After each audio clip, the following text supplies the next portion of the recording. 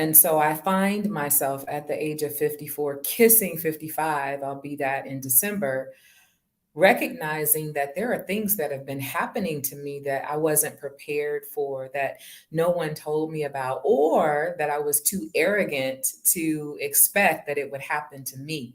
So the importance of it is recognizing it. You know, I see things through the lens as a believer, a Christian. And so in 2 Timothy 1:7, it says that God didn't give us the spirit of fear, but of power and of love and of a sound mind.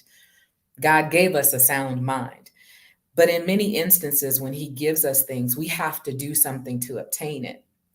So it's important for us to be mindful of what we put into our bodies, what we feed in our to our brains, and taking those steps each month, each day of our life to make sure that we're feeding ourselves healthy things, beneficial things.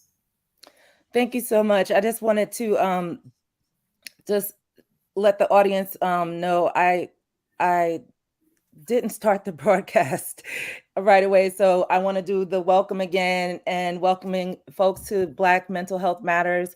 Again, our mission is to encourage open dialogue around mental health in the Black community. I'm your host, Ethiopia Ewart, and today our special guest is Pamela Hempstead, and we will be discussing aging and mental health. We are here to educate, inform, and discuss mental health issues within Black communities. Please note that this program is not a substitute for engaging in work with your own personal mental health professional. Please take care of yourselves. Also, feel free to use the chat to ask questions and let us know where you are tuning in from. So, Pamela, you gave an introduction, but can you do it one more time for me, for our audience? Absolutely. So, as mentioned, I'm Pamela Hempstead. I am a Christian and author, a two-time author. Just released my second book last month, and we can talk about that later. But I'm also a licensed clinical mental health counselor associate, and I'm a friend. And I'm excited to be here today. Yeah, and I had mentioned how um I just feel it's so valuable you saying that you are a friend, because we often take on so many titles, and being a friend can be one of the biggest things that we can offer to this world, is being an Absolutely. authentic, honest friend to someone. So thank you for highlighting that. And you had shared about the importance of mental health as we age. Can you speak a little bit about the changes that can occur in our mental health as we get older?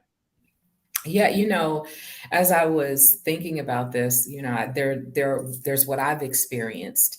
Walking into a room with intention to pick up whatever it was I was going to get, and and then getting there and not remembering what it was that I was there to get. So definitely memory loss for women going through menopause. There's weight gain, and I won't say that it's inevitable, but without proper planning, it can be inevitable.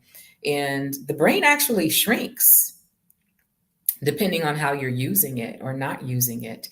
And the part that shrinks is related to the learning center. So it's important for us to engage our minds in constantly learning. You're never too old to learn. You're never too old to change. You're never too old to embrace something different. And so I think that's important to recognize that those changes can be positive and negative, but we play an active role in engaging our minds, engaging our bodies so that we can be proactive instead of reactive. I think that's really important as well. Like, um, as we get older, we can feel like we know it all, Mm-hmm. you know, but really framing it in that way of like each day being an opportunity to grow, for us Right. to learn, to keep that muscle, keep that brain muscle That's right. active, right? What they say, if you don't use it, You will lose it. you'll lose it. So yeah, thanks for highlighting that.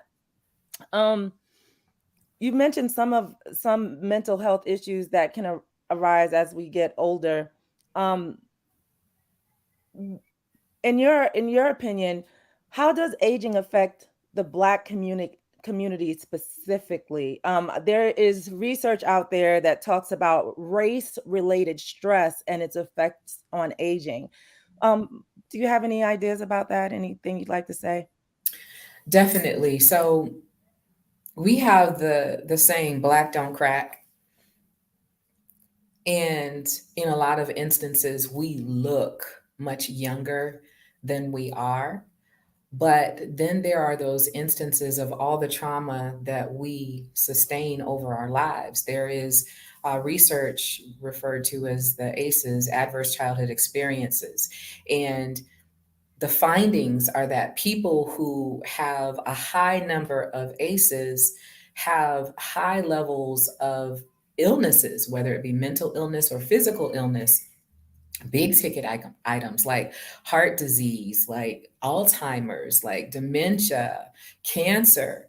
And so when we continually sustain trauma, it builds up. And if we're not using the opportunity to work through that trauma with therapeutic modalities, i.e., a therapist, with talking about those experiences, if we're just holding it in, everything that we incur, when we look at the abuse that happens to men, Black men and women in the media, I think about the George Floyd murder. And I won't watch those videos because I'm very visual, and I hold that in my mind, and it plays over and over again. I have to be very intentional about what I allow my eyes to see because of the way my mind works. And so the impact of being Black and aging and the mental health piece, man, as those things keep adding on, you will find yourself snapping and going off on people who had nothing to do with the offense. I remember I was watching something about a person who I do not care for at all on TV. Mm. And my niece walked in the room and I snapped at her. And she was like, dang, all I asked for is blah, blah, blah. And I said, you know what? I apologize because I'm irritated about something else and I'm taking it out on you. And oftentimes, we aren't in tune to ourselves enough to recognize I've been abused, I've been mistreated. And rather than healing, I'm taking it out on my loved ones. Mhm.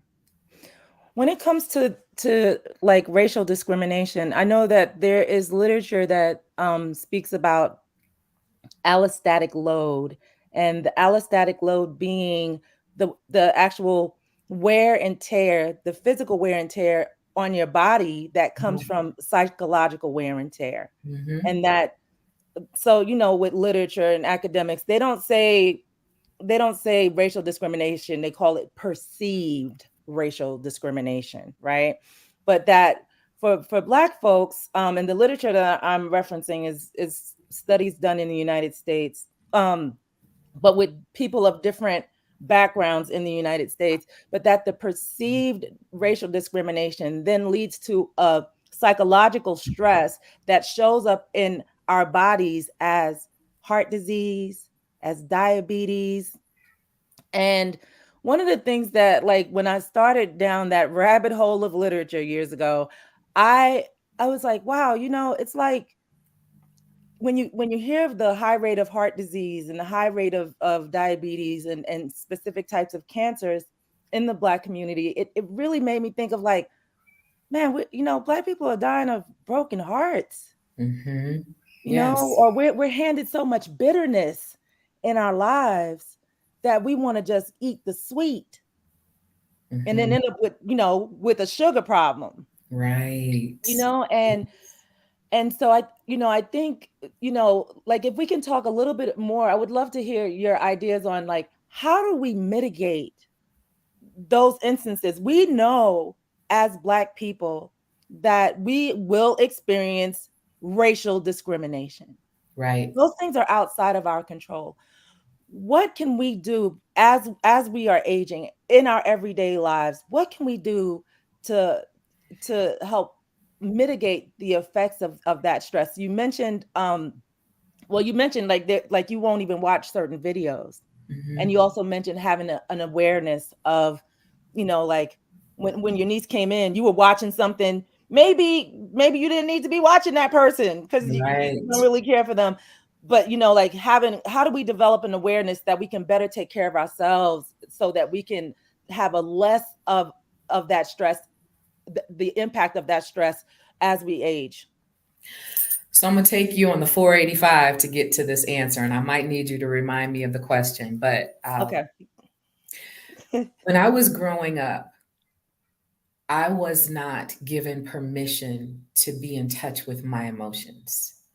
So if I got in trouble, which would invoke shame, guilt, anger, and I'm crying and I'm not able to discern or even say I am crying because I am ashamed of what I did, or I'm crying because I'm angry that you spanked me. The response from the parent would have been, stop crying or I'll give you a reason to cry, or fix your face, or you're a child, you stay in a child's place. You don't get to articulate that. Okay, so there's that. The other night, I was reminding my 13-year-old niece, hey, it's 10 o'clock. You need to hurry up and get ready, get into bed. And she said, TT, when you tell me that, it makes me anxious and it makes me angry because I know what time it is and I'm trying to get to bed. And I stopped. And at first, I was like, who is she talking to? But then it dawned on me, she's right. She is intelligent enough to know that it's getting late. She is hurrying. She doesn't need me to remind her of the time. And I laughed because I thought I can free her of what my experience was. And I said, you know what? You're right. And she said, and you do it in the morning. I was like, oh, okay, well, then I'll stop. And she was like, and I was like, okay, hold on, don't get too carried away now. And we both laughed. Mm. But I took a trauma informed care class, and the facilitator asked us what happy feels like in our body, what sad feels like in our body. And I couldn't answer that question because I've denied my emotions for so many years because that's what I was taught. My family, we could always handle emergencies. A situation goes down, we'll take you to the doctor, we'll all of that. But then there was no time to talk about how that made us feel.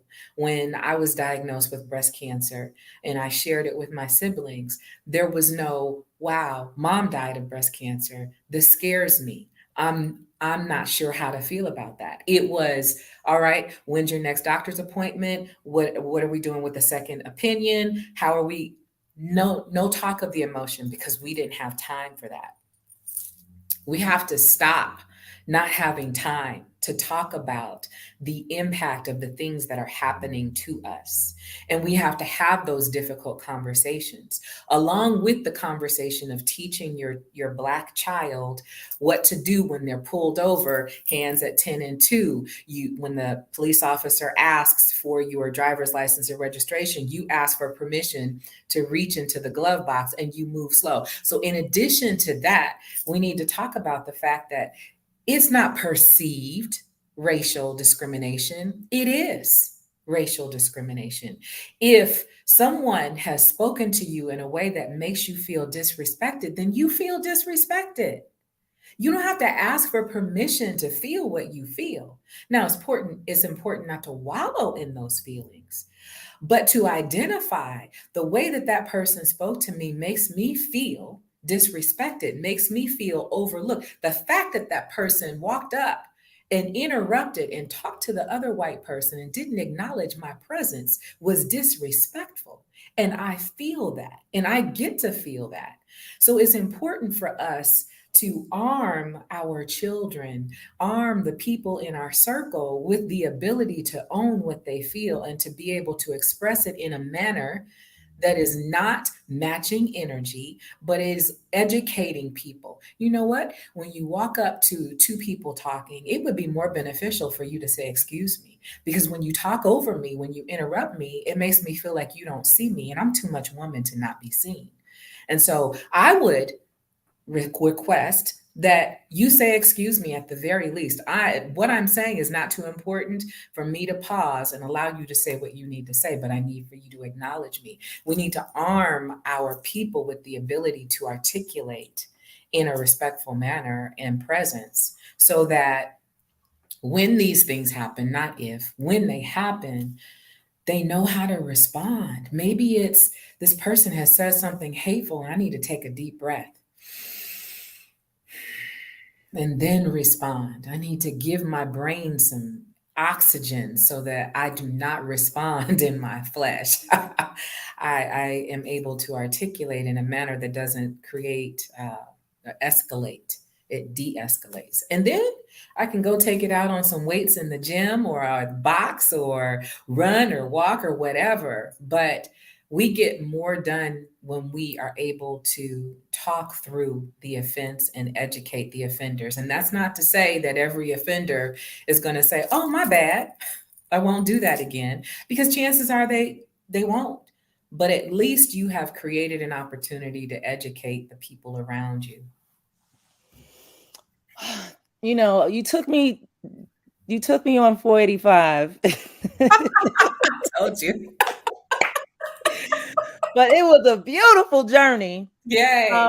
So what I'm hearing you say is that it's important for us to practice acknowledging when Yes, we feel offended, when we feel those emotions, and to verbalize that. absolutely. Or even if there's not the opportunity to verbalize it, maybe just being able to acknowledge that I feel that in that moment.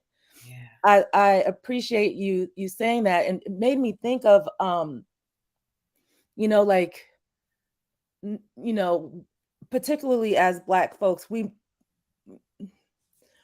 have these stereotypes that are bestowed on us Yes. that I think oftentimes it kind of puts us in this place of performance, right?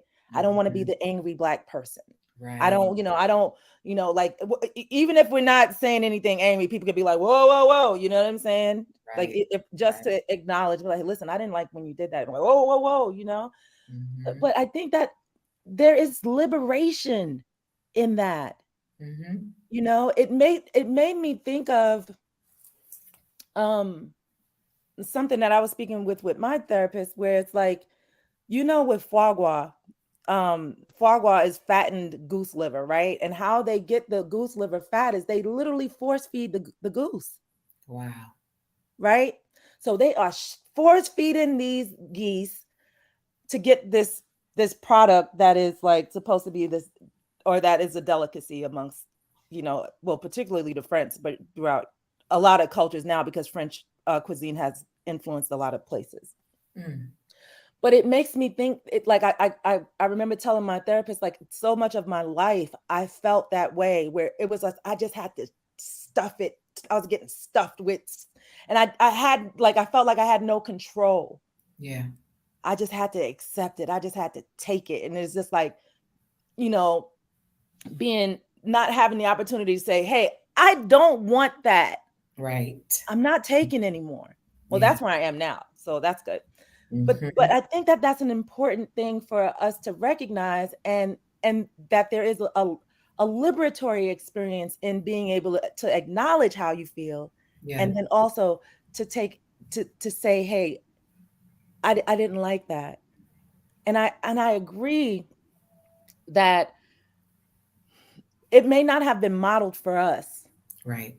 for whatever reasons. I mean, we can talk about, like, the enslavement of Africans in the United States, and how, literally you had to take it. Jim Crow, Mhm. literally, Yeah. right? You just had to take it. And as we have shifted, even though things are still extremely problematic within race in not only our country, because the idea of anti-blackness is a global phenomenon, right? Indeed. Um, but us being able to say more. and being able to be more in touch with how we feel and modeling that for the Right. next generation so Right. that they can experience that feeling of liberation, that they have a right Mm-hmm. to say, I don't like how I was treated, or that made me feel this way. And practicing that, um Mm-hmm. it makes me think when you said, well, don't wallow in it. I was thinking like, well, how do you not wallow in it? But then you gave us that. And I'm Mm-hmm. like, wow, what a beautiful way of not wallowing in it, because you've addressed it. Mm-hmm. And how when we don't have the opportunity to say anything, when we don't know how to express it, how it sits with us, it stays with us, we ruminate Yes. on it, it eats us up, Yep. it Mm-hmm. increases that psychological stress that then shows up in our bodies. Yep. So And yeah, piles on. It just keeps piling on. it keeps piling on. And you know it does require a level of practice. I just want to ask you, coming from the background that you have and now getting to this place with your niece, what was your journey? it was it was interesting.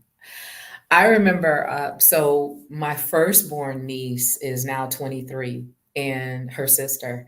And I remember she actually broke me in. She was the catalyst. And her younger sister just keeps me transitioning. But the older one, I remember I had told her, I don't know what your growing up experience was like, but for me, there was never any conversation about the family plan. It was pack your stuff, this is what we're doing. I didn't get a say. I didn't get it was just I was a victim of the decision. And I remember I had told my niece that we were getting ready to do X, Y, and Z, and she was asking all these questions, and I'm like, "Listen, do it because I said so. Don't ask me any. If you keep asking me, I'm gonna spank you." And she said, "TT, I know that you are going to spank me. So after you spank me, could you answer the question then?" And that struck me because that reminded me I wanted to participate. There were things that I wanted to contribute to the decision making. There were contributions that would have been beneficial, but I was not heard. I wasn't given the voice. And here she was saying, I will take the whipping, and then can I know so that I can contribute. And that was what broke me. I was like, you know what? It's time to do things differently. Just because my parents did it this way doesn't mean that I have to continue doing it. We can flip the script, we can change the whole narrative to make our children healthier and more whole. They don't have to grow up in the same broken environment that I grew up in. I, and that was what started it for me, my 23-year-old niece.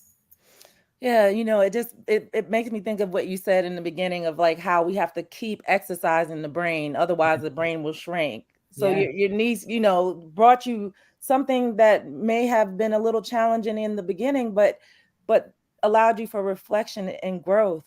Yes. And I don't want to make any assumptions, but possibly better connection with your niece. Let me tell you. And to that also, my 13-year-old niece, I remember when she was 10, I almost said, I'm smarter than you, because I was fussing at her about something. I almost said, I'm smarter than you. Do what I'm telling you to do. And I stopped and I said, currently, I am smarter than you in this particular situation, because this generation that's growing up, they're the first generation to never not have access to the internet. Their world is completely different. It is full of free flowing information from so many different facets. My 13-year-old niece talks to me about the news that she saw on YouTube. So we have to understand that the younger generation is going to be smarter than us in many areas. And so rather than fight it, we join, we unite, we arm. Yes, baby, you are highly intelligent. Learn that thing. Teach me. I have no problem calling my niece and asking her, hey, how do I do this? Matter of fact, I was in a meeting just this week, yesterday, and we were strategizing about what we wanted to do. We wanted to be able to make some videos on site, and they were like, well, how do we make sure that there's a microphone but we're using phones? And I said, you know what, I'm going to ask my 13-year-old niece, and I'm certain that she will have an answer. And sure enough, she said, TT, go to Amazon and search this. Do you know there are microphones that you can plug into your doggone iPhone? Mhm. I had no clue. Yeah, But if I had stayed stuck in, I'm the oldest, I know better, then I would not have found out about that. We have to be humble. you know, all right, this is it's so rich, and it's like it's making me think of other things.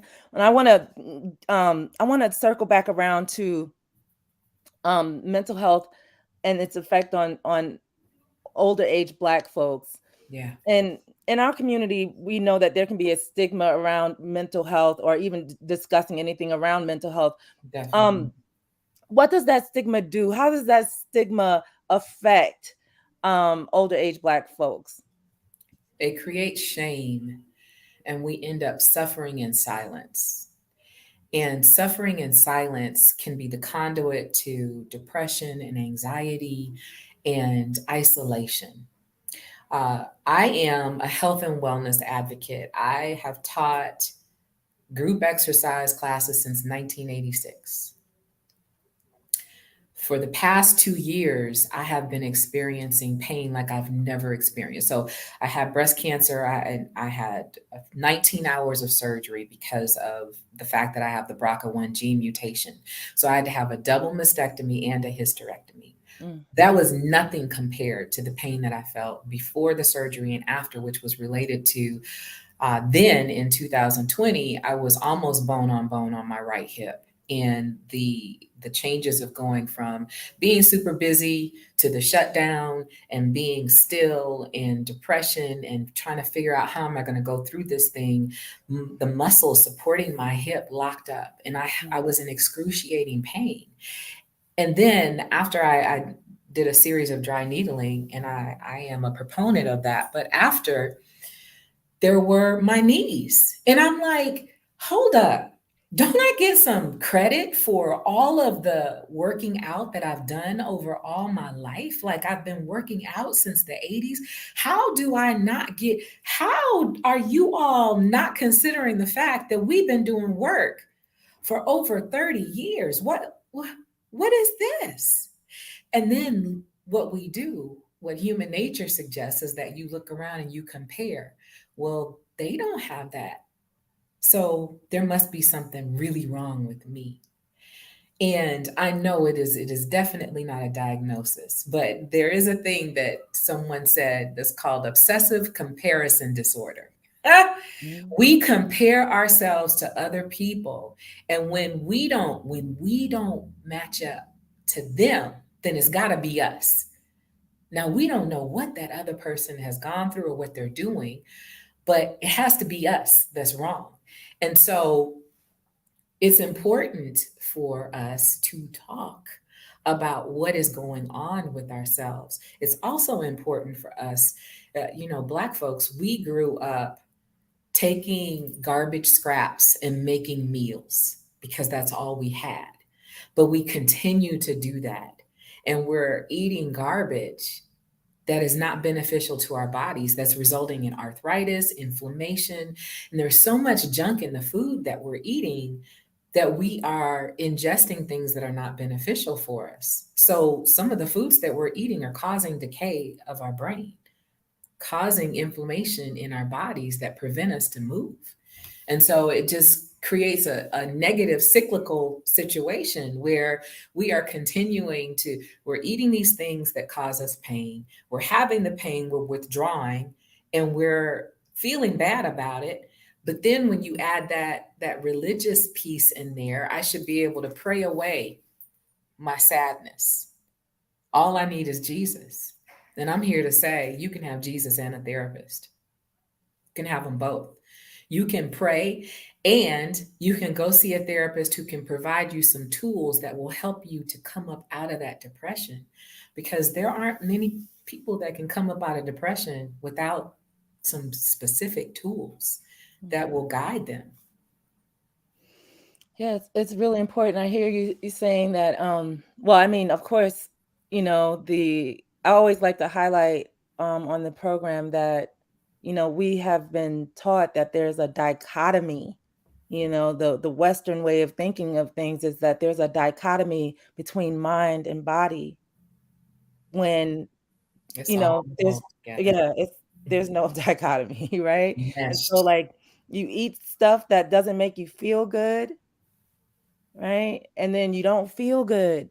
And then you're like, "Oh, I don't feel good." And it's like you said, Mhm. it becomes this cycle. And what I also hear you saying is that the importance of being able to have someone to talk to. So you mentioned in the very beginning about being a friend. And then I'm thinking about your nieces, and it brings me to like there's some stuff that happens in Sweden where they have like the younger folks live with the older community. It's like Mm. I think they can get like cheaper rent or something like that. Um, it was like I watched this documentary on this, and so it made me think about like how important it is to have like relationships Mhm. and relationships where you can be authentic, Yes. um, and you can share and say, hey, I'm feeling this way. I'm feeling nervous. I'm feeling scared. Like you said, with your siblings and with your diagnosis of breast cancer, everybody went to action, but not to emotion, Right. And sometimes we'll go to action because we don't want to deal with emotion, Yeah. Yeah. but just highlighting the fact that it's so important for us, um, at any age, but particularly as we get older, to really find that place of authenticity and finding that place with authenticity within our relationships. Absolutely. And you know, the older you get, the more people you lose. And grief plays a big role in mental health. Uh, I thought that after I conquered breast cancer, that I would be safe for no more problems for at least 10 years. Like, Lord, let me just chill for a minute. And last year, June 11th, 2021, I lost my brother who was 4 years younger than me. Suddenly, he died of a massive heart attack while on a bike path. And in 2020, when I was diagnosed with breast cancer, I had to learn how to give myself permission to cry. In 2021, with the sudden loss of my brother, I had to really figure out how to grieve in a healthy way. And I could not do that by myself, even though I am a mental health advocate. I couldn't do it alone. And so, literally, I was doing what I knew to do, which Black folks, we work, right? We get the job done. We do what needs to be done, but we don't stop and recognize I'm hurting. And I remember, like, literally the day of my brother's funeral, I get a call from my boss's boss who didn't even know what was going on with me. That's how I was operating. I was working still. I only took that one day off. And at the end of the week, a coworker called and she said, "What are you doing? Why are you working? You know, we have bereavement days. You need to take some time off." And I remember when she was saying that, I recognized that I was in depression. It was completely Black. And I reached out to two different therapists and I said, whoever responds first is who gets me. And Edward Blevins got me, and he was available literally the next day. And he armed me with something that I share with as many people as I possibly can. After I told him, that I grew up raised by strong Black women, my mom and my granny, I saw them go through crazy stuff, not shed a tear, not say I need help. And so I had to follow their path. I look exactly like my mom. There's no way I can look like her and sound like her and not be like her. And he said, What if I told you you could live in the land of and? I said, what is that? He said, you can be strong and cry. Now, that sounds like such a simple concept, but it gave me so much freedom because I never associated crying with strength. And so sometimes we need to see someone who can provide words that free us up from our past and our teachings, what we've learned, our creed may be jacked up because we learned that creed from somebody who was in a jacked up environment and who was adapting and did the best that they could. And so it's important for us to free ourselves of the the wrongs, that the dysfunctional stuff that we learned, and grab onto the new stuff that's more beneficial. Yeah, I wonder for some for some folks what, like what is the entryway when Mm, you have gone so much of your life, like my granddad, he died last year. He was like 101. mm, And yeah, he was that dude that was like, well, I've been doing it like this for, however long. Like, mm. Yeah. you can't come in here and tell me nothing. Mm-hmm. Nothing. Mm-hmm. But I think as it was unfortunate because COVID was, it was like we were on all those protocols with COVID, so I couldn't even get a chance to go visit him when he was dying. But I think if that when he got to that part, that's when he was more open. You see what I'm saying? For like how do we engage? How do you engage a community that is facing stigma, that has a whole lot of trauma, a whole lot of suffering, and a whole lot of like, you keep your head up, you keep it moving, you don't slow down, you don't talk about it, and they've lived most of their lives that way. What do you have any ideas around that?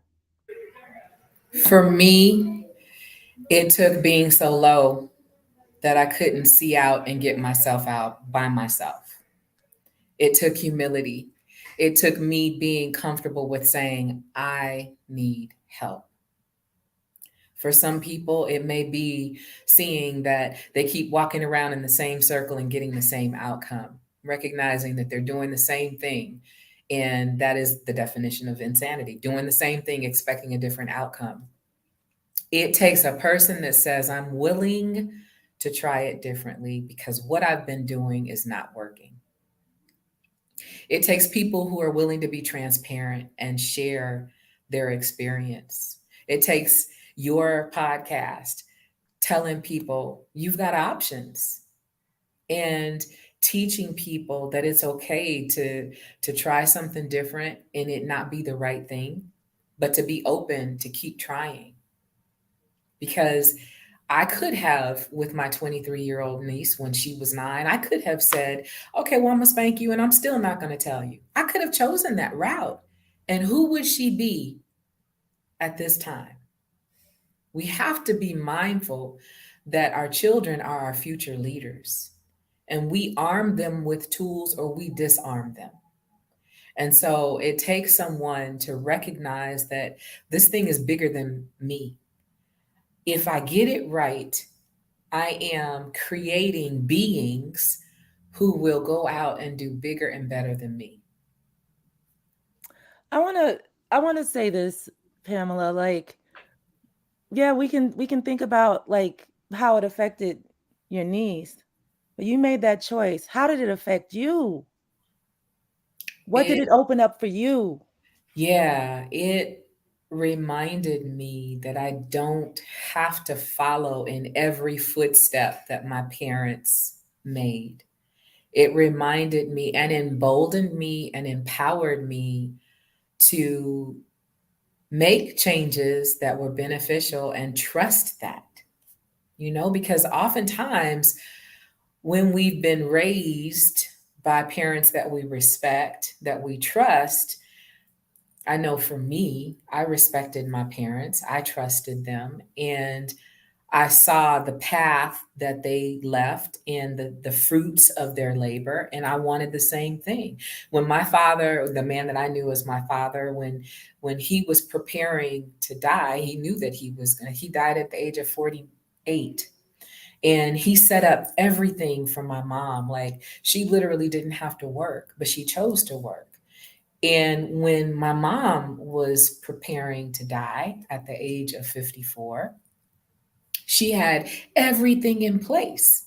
And so, wanting to do those things, wanting to be prepared, wanting to be that voice of wisdom, while I didn't have children, I have my nieces. I made those choices to recognize, okay, I don't have to do everything that they did, and it's going to be all right. It's choice. It's just being open to doing something different. Yeah, I just wanted to just like explore that a little bit more, because I think that we can always look at, the benefits in like I decided to raise my children differently than I was raised. I'm practicing conscious parenting. My children don't get hit. I try not to yell at them. Sometimes I do. Right? Um, like try not to shame them and these kinds of things. And it's a Mhm. benefit to them, but I also recognize the benefit for me, Yes. and having, like really being able to show up in a way that's more authentic, right? I don't have to put on this stony, steely Yeah. persona and be like, well, I'm always right. And, just figuring out a way to make it, because I'm the authority and you're the child, or, like Mhm. that hierarchy type of relationship that exists so much in our culture globally, Right. right? Where it's just like, well, I have control over you, so I'm not wrong, or I can hurt Right. you, or but it allowed me to go deeper in my process with myself and how Mhm. I parent myself Mm, mm. and how I can be gentle with myself. And I think that that's an important thing for folks to know, that like when you shared that, the first thing I thought is like, wow, look at what that opened up. Look at what your nieces opened up for you. Yeah. You said gentle with yourself. I want to just pause right there because we're not gentle with ourselves. We beat ourselves up. Uh, there are studies that talk about how we have 12,000 to 50,000 thoughts per day, and over 80% are repetitive. There's a high percentage of those thoughts that are negative, that play over and over in our mind. We beat ourselves up. You know, Jesus said, love your neighbor as yourself. Well, you have to have self love in order to give love to someone else. And oftentimes we will love our friends. We will be gentle with our friends. Our friends make a mistake. Girl, it's okay. You can try again. Get up, dust yourself off. But we beat ourselves up. How could you do that? How could you be so stupid? What were you thinking? I'm such a this, I'm such a that. I'm not enough this. And all that plays in our heads day after day after day. And we walk in that. We carry ourselves in that. And so, being gentle with ourselves.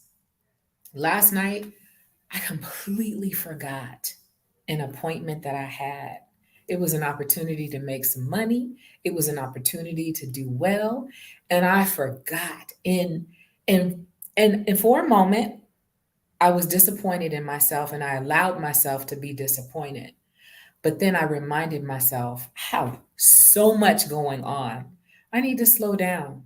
I need to love on myself. I need to be still so that I don't make those mistakes again.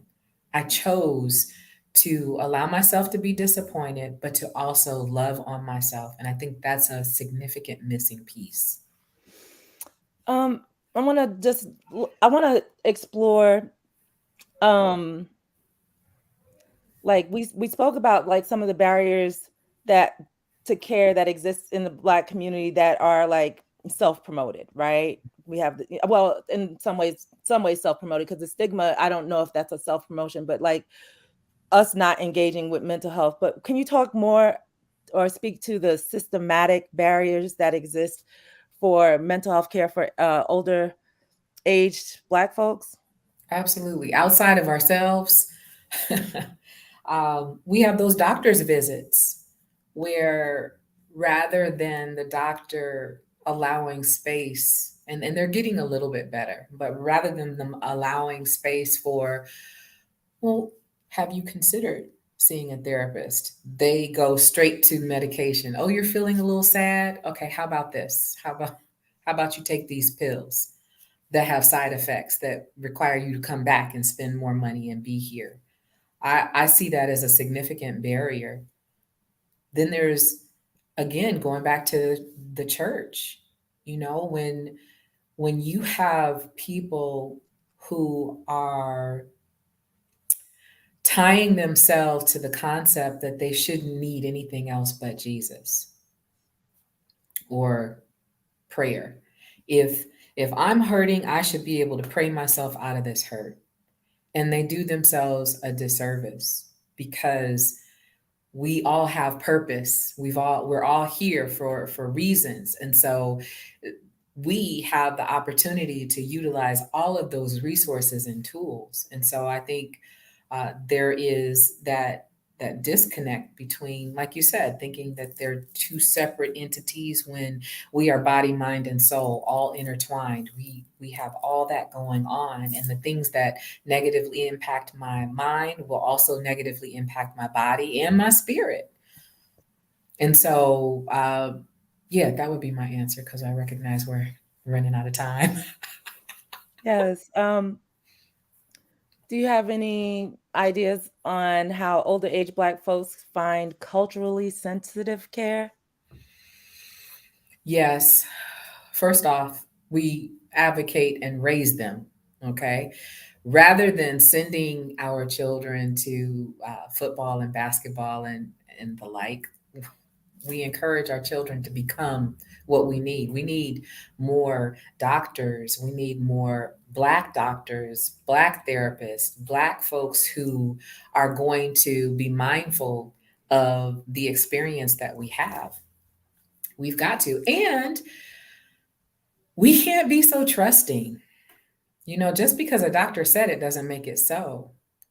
I remember I had gone to the doctor and he said, you need to lose some weight. You need to lose about 50 pounds. And I said, I agree. He said, okay, so I'm going to put you on these diet pills. I don't want any diet pills. He said, no, you don't understand. I sit on the board at Harvard University. I know how this works and you need this pill. And I said, I didn't take a pill to get to this weight. I'm not going to take a pill to get to where I need to be. And so self advocacy, looking for a second and third opinion. If what the doctor is telling you is not consistent with what you want to do and you know your body, then don't be afraid to say, I'm going to ask another doctor for another opinion. If you don't feel accepted or cared for at the doctor's office that you're currently visiting, you've got options. There are other doctors. And and I'm like, yo, say that again, because I think it's the same thing with the goose and what we were talking about earlier of just sometimes we don't even know that we can go get a second opinion. Sometimes we don't even know, or we have been so conditioned to be like, all right, well, this is where I am, this is where I got to stay. And we deserve good care. That's right. I mean, I'm not going to go down that path, but Dr. Tanisha Freeman Foster, who was a guest on the last show I co-hosted, she said that sickness is a form of control. Because Mm, when you're sick now, whether you're in the hospital, going to the doctors and the pills, or whatever, it's like now you're being controlled in a way. You see what I'm saying? And I think that absolutely. is so important. Like tying it back into what you said earlier about like being able to be in touch with our emotions, practicing, advocating for ourselves, saying, I don't like when you did this made me feel this, and I didn't like that, or I didn't appreciate it. It permeates everything, Absolutely. not just our interpersonal relationships, not with our siblings or our friends or a family or whatever, but our coworkers, our doctors. Mm-hmm. You know what I'm saying? The cashier. Yeah. Yeah. You see what I'm saying? Because that's how pervasive, like bringing it back to this discrimination, that's how pervasive it is. Like oftentimes Black people are just straight dismissed. Yes. And particularly in we're speaking about mental health, and things can be misdiagnosed so easy. Mm-hmm. That's what the literature shows us, is that it's a lot of times folks are being misdiagnosed. So knowing that you can get a second opinion is a very important thing. So thank you so much for Absolutely. highlighting that. Absolutely. Yeah, I was just I've been dealing with plantar fasciitis, since the beginning of this year. Well, I was told that it was plantar fasciitis, right?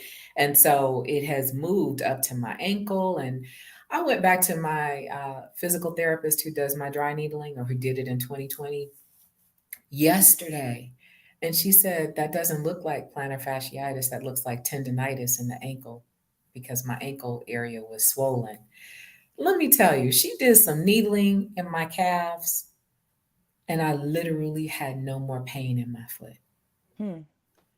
But had I stuck with what the doctor said, plantar fasciitis, I would have been on a totally different journey, treating something that was not my issue. And so it's so important for us to be okay with challenging what we're being told. It's not the end all be all. Just because the doctor said it doesn't make it the truth.